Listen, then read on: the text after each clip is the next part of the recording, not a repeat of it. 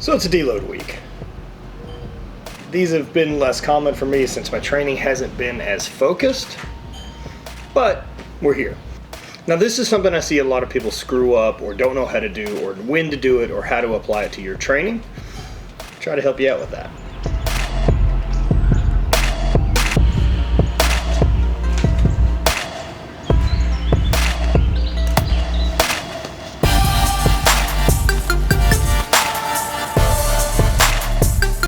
Now why we deload is a lot of different reasons. It can be anything that, a training cycle has come to an end, or that you've got a meet coming up or a competition that you're trying to peak for, and so that you need to back off to give yourself the best chance at being 100% for when it's time to actually compete.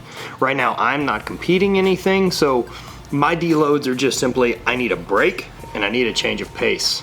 But if you're competing and you've got something coming up and you're like week out, something like that. I know like whenever I was doing strongman, typically the week before a competition I would do very, very little other than just recovery work. And then also kind of needed that after a competition to kind of get back into it because the CNS would be fried. Powerlifting, I needed about a week. And then Highland Games, I needed a lot less since the competitions just aren't as physically demanding because we're not carrying around the heavier stuff, that it was able for me to do things a little differently where I could just take kind of the 2 days beforehand and really relax. But that deload for a competition is way different than if I was deloading to peak for a big game later in the season. I would take that time off and really start tapering everything down so that the deload is leading me to feel better, feel more recovered, and that I can actually produce more at 100% when I'm back. Have deloads built into your program, and this gives you that opportunity to rest and have a couple things. Doing things in a way that's going to lead to more progress is going to be better for you. Boop.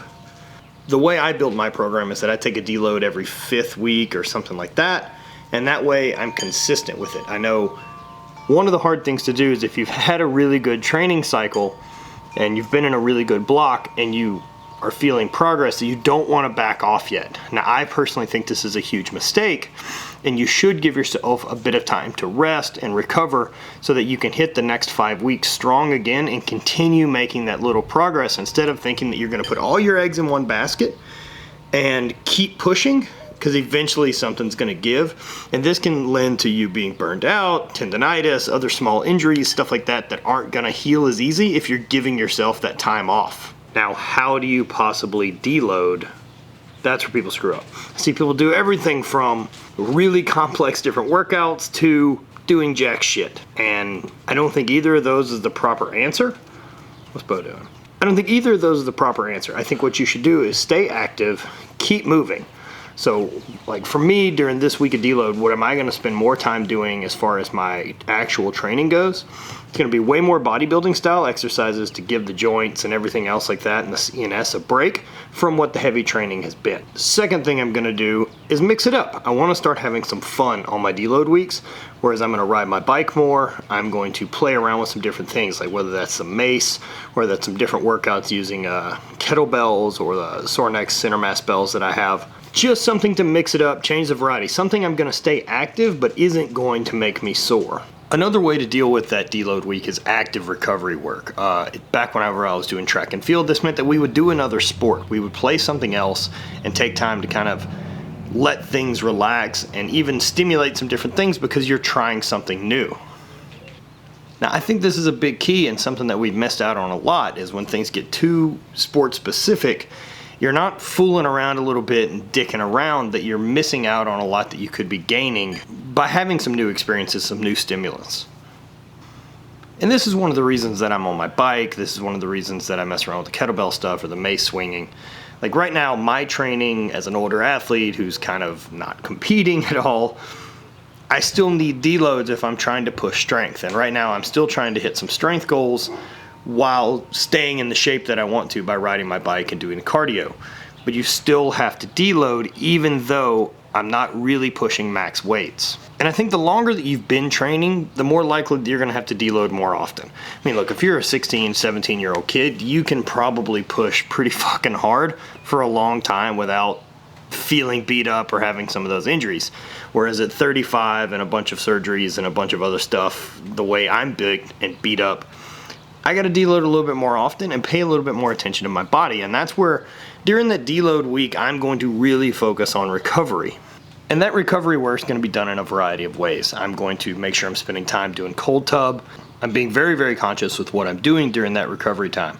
I'm going to spend more time in the cold tub doing things the right way there. I'm going to try to get with my chiropractor and get some body tissue work done to see what is locked and what's bothering me after that training cycle. And I'm trying to do these things during the training cycle as well, but during that deload week, these are things that you really want to stay on top of. And since you're not damaging things at the same time, you're just kind of staying loose, you can really make some progress for how good you're going to feel going into those first couple weeks of your next cycle.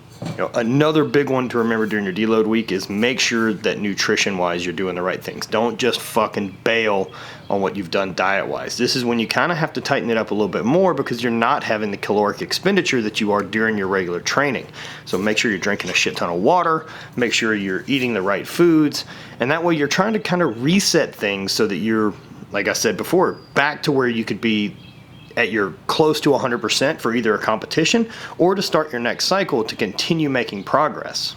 And that's how I deload.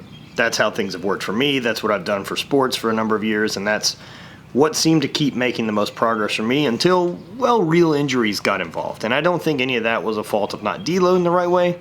It's just a number of miles, man. You're just trying to stack the cards the best you can to not get hurt and not have setbacks and injuries, but come with the territory. If you're going to push it and you're going to work hard and you're going to try to perform at whatever the best ability that you can as a human, those risks are going to be possible. Take your deload week, enjoy some time, do something new, get outside, drink a bunch of water, do some shit in the sun. Just something different now that the weather's starting to change and be a little bit better. Well, it is here. Just do something different. So hope that helps for anyone who doesn't know how or when they should deload. This is what I do. This is what works.